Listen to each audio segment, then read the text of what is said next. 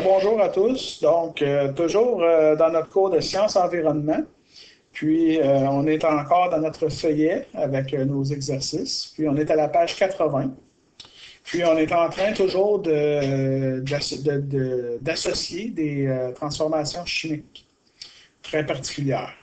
Alors, si je regarde la question 3 ici, quel type de transformation chimique chacune des équations représente-t-elle? Expliquez vos réponses. Alors, quand je regarde cette équation-là, déjà là, je vois que j'ai un composé qui commence par H. Donc, je vais aller vérifier si le brome, Br, c'est un non-métal en regardant, bien sûr, avec mon tableau périodique, si le brome est à droite de l'escalier dans le tableau périodique. Et c'est le cas. Donc, dans le fond, ici, je suis en présence d'un acide. Ensuite, ici, je vois très clairement le OH, ce qui pourrait me dire que je suis en présence d'une base. Je vais aller voir ici mon Ca, mon calcium, s'il fait partie du groupe des métaux. Puis, quand je regarde avec mon tableau périodique, il est à gauche de l'escalier, puis donc, il fait partie des métaux. Donc, ici, je suis en présence d'une base. Donc, ça a tout l'air d'être une neutralisation acido-basique. Alors, je vais regarder mon composé ici.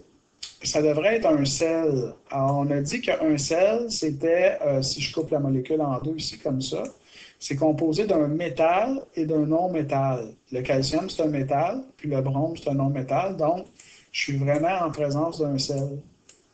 Et j'obtiens aussi de l'eau, ce qui est une réaction caractéristique de la réaction de neutralisation acido-basique.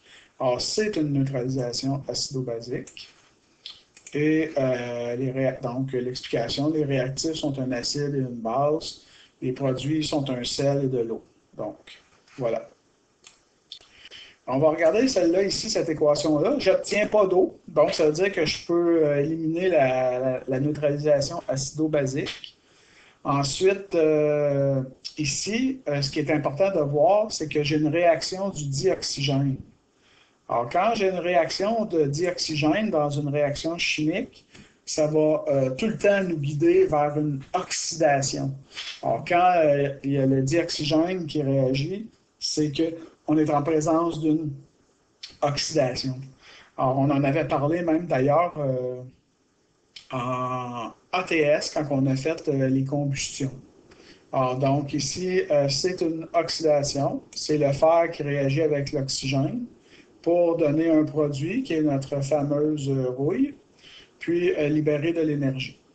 Alors, si je passe à la question C, alors là, je n'ai pas d'oxygène, je ne vois pas de réaction de O2, je ne vois pas d'eau, puis ça ne ressemble pas du tout à la réaction de la photosynthèse, parce que la photosynthèse, il y aurait du dioxyde de carbone, il y aurait du glucose, etc. Donc, je n'ai pas ça du tout. Puis, ce n'est pas non plus la respiration cellulaire. Alors là, ce qui est vraiment important quand vous regardez ça, donc vous avez éliminé la neutralisation acido-basique, vous avez éliminé l'oxydation, c'est d'aller voir ici les états. Donc ici, j'ai quelque chose qui est en solution aqueuse, quelque chose qui est en solution aqueuse, et c'est ici qui est mon indice révélateur, c'est que là, j'obtiens un solide ici. Alors, quand j'obtiens un solide, que j'ai deux réactifs qui sont en solution aqueuse, c'est-à-dire qui sont dans l'eau, puis que j'obtiens un solide, c'est que je suis en face d'une réaction de précipitation. Donc, on mélange deux solutions, les réactifs, et il y a formation d'un précipité solide. Ensuite, ici, donc cette réaction-là, ce n'est pas une oxydation, parce qu'il n'y a pas d'oxygène. Ce n'est pas une neutralisation acido-basique, parce qu'il n'y a pas d'acide, il n'y a pas de base, il n'y a pas de sel, puis il n'y a pas d'eau. Ce n'est pas une précipitation, parce que c'est trois gaz ici. Je suis en présence de trois gaz. Donc, qu'est-ce que je pourrais rajouter? On a notre décomposition, puis on a notre synthèse. Alors, voyez-vous ici, j'ai deux composés qui réagissent ensemble et qui vont me donner un seul produit. Alors, ça, c'est la signature de que c'est une synthèse.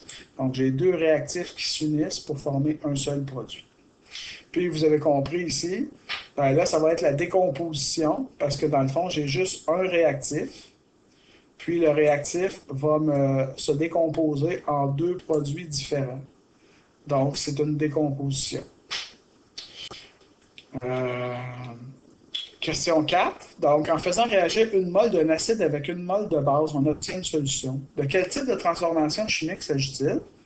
Ben, un acide avec une base, c'est bien sûr une neutralisation acido-basique. Quel est le pH de cette solution obtenue? Alors, ben, vous savez qu'un acide et une base, c'est des substances qui sont complètement des contraires. Alors, quand je neutralise un acide avec une base, autrement dit, la base annule l'effet de l'acide, ou l'acide annule l'effet de la base, et on obtient une solution que le pH est de 7, c'est-à-dire une solution neutre. Puis à la question numéro 5, alors là, il fallait trouver la transformation chimique. Donc, combustion lente qui libère de l'énergie dans les cellules sous forme de chaleur. Donc, le mot-clé ici, c'est les cellules humaines. Alors, c'est la respiration cellulaire. Réaction inverse de la respiration cellulaire. Bien, la réaction inverse de la respiration cellulaire, c'est celle du soleil, c'est-à-dire la photosynthèse qui se passe dans les plantes. Produit un sel et de l'eau. Ah, ben là, on se rappelle qu'un acide qui réagit avec une base, ça donne toujours un sel plus de l'eau. Alors, c'est notre neutralisation acido-basique. Transformation incomplète lorsque les quantités d'ions H+, et d'ions OH- des réactifs sont différentes.